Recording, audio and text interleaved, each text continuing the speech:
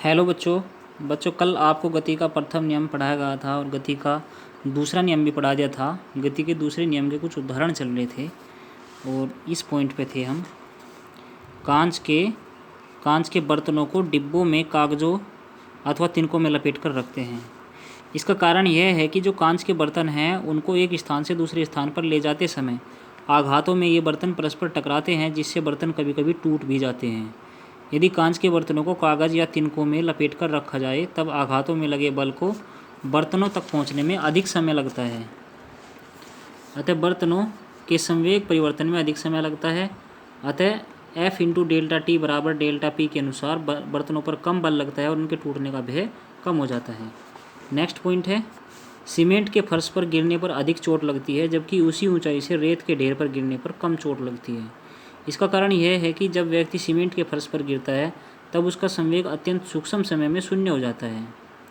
तो F into delta T बराबर delta P के अनुसार उस पर अधिक बल कार्य करता है और उसे अधिक चोट लगती है। जबकि व्यक्ति उसी ऊंचाई से रेत के ढेर पर गिरता है तो व्यक्ति के भार के कारण रेत कुछ नीचे दब जाती है।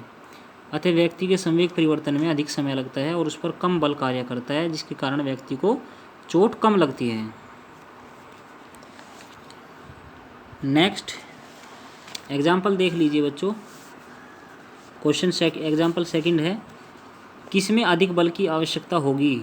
दो द्रव्यमान वाली किसी वस्तु को 5 मीटर पर सेकंड स्क्वायर की दर से त्वरित करने में या 4 किलोग्राम द्रव्यमान वाली वस्तु को 2 मीटर पर सेकंड स्क्वायर की दर से त्वरित करने में। तो हमें दो वैल्यूज़ दी हुई हैं। एक बार M1 की वैल्यू 2 kg है, A1 की वैल्यू 5 मीटर पर सेकंड स्क्वायर है। एक बार M2 की वैल्यू 4 kg है, A2 की वैल्यू 2 मीटर पर सेकंड स्क्वायर है। तो जो आवश्यक बल होगा एक होगा F1 यानी कि M1 इंटू A1 यानी कि 2 गुणा 5 अर्थात 10 न्यूटन। एक होगा F2 equal to M2 into A2 यानी कि 4 गुणा 2 यानी कि 8 न्यूटन। अतः 2 किलोग्राम की वस्तु को 5 मीटर पर सेकंड स्क्वायर की दर से त्वरित करने के लिए अधिक बल अर्थात 10 न्यूटन की आवश्यकता होगी। नेक्स्ट क्वेश्चन देखिए। एक कार 108 किलोमीटर पर घंटे की गति से चल रही है और ब्रेक लगाने के बाद यह रुकने में 4 सेकंड का समय लेती है। कार पर ब्रेक लगाए जाने के बाद लगने वाले बल की गणना कीजिए। कार का यात्रियों सहित कुल द्रव्यमान 1000 किलोग्राम है। तो जो हमें दिया हुआ है गिवन पॉइंट्स वे देख लीजिए। पहले प्रारंभिक वेग u बराबर 108 किलोमीटर प्रति घंटा, यानी कि इसको मीटर पर सेकंड में बदल लो 5/18 से मल्टीप्लाई करके, तो 30 मीटर पर सेकंड आ जाएगा। अंतिम वेग v बराबर 0 मीटर पर सेकंड, t बराबर 4 सेकंड, m बराबर 1000 किलोग्राम। गति का दूसरा नियम अप्लाई कराओ यहाँ पे, F बराबर m into v minus u upon t. Values रखिए, 1000 इंटू 0 माइनस 30 अपॉन 4, तो ये हो जाएगा 30,000/4 अर्थात माइनस आ जाएगा 7500 किलोग्राम मीटर सेकंड की पावर -2 अर्थात F बराबर -7500 न्यूटन। और ऋणात्मक चिन्ह जो है वो ये बता रहा है कि वस्तु पर लगा बल गति के विपरीत दिशा में कार्य करता है। नेक्स्ट क्वेश्चन देखिए। 5 न्यूटन का एक बल किसी द्रव्यमान M1 को 10 मीटर पर सेकंड स्क्वायर का त्वरण देता है तथा द्रव्यमान M2 को 20 मीटर पर सेकंड स्क्वायर का त्वरण देता है। अगर दोनों द्रव्यमानों को एक साथ मिला दिया जाए तो इस बल के द्वारा कितना त्वरण उत्पन्न होगा? तो सॉल्यूशन देखिए इसका। सबसे पहले गिवन पॉइंट्स, A1 का मान 10 मीटर पर सेकंड स्क्वायर, A2 का मान 20 मीटर पर सेकंड स्क्वायर, F का मान 5 न्यूटन। फॉर्मूला लगाओ, F बराबर M गुणा A। तो M1 बराबर क्या हो जाएगा? F अपॉन A1 यानी कि 5 न्यूटन बटे 10 मीटर पर सेकंड स्क्वायर यानी कि 0.5 kg, और M2 बराबर F अपॉन A2 यानी कि 5/20 मीटर पर सेकंड स्क्वायर बराबर 0.25 kg। अब दोनों द्रव्यमानों को साथ मिला देने पर कुल द्रव्यमान, तो M बराबर M1 प्लस M2, तो 0.5 प्लस 0.25 अर्थात 0.75 kg। अब कुल द्रव्यमान में उत्पन्न त्वरण A बराबर F upon M, force upon mass. तो फोर्स कितना है? 5 न्यूटन और मास कितना है? 0.75 kg। तो इसका आंसर आ जाएगा 6.67 मीटर पर सेकंड स्क्वायर। ये इसका आंसर आ जाएगा। नेक्स्ट पॉइंट है बच्चों आपका गति का तृतीय नियम, थर्ड लॉ ऑफ मोशन।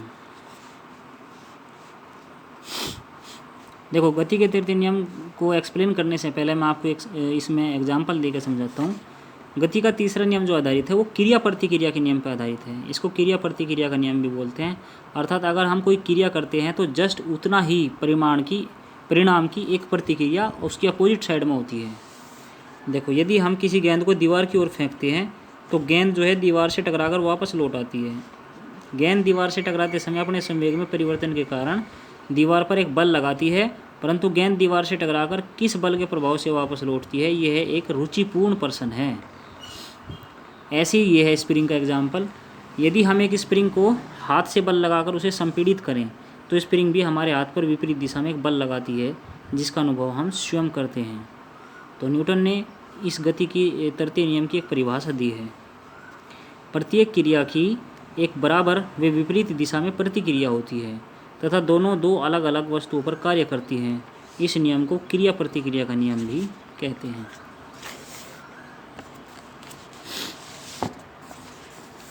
देखिए अब गति के तृतीय नियम के कुछ उदाहरण।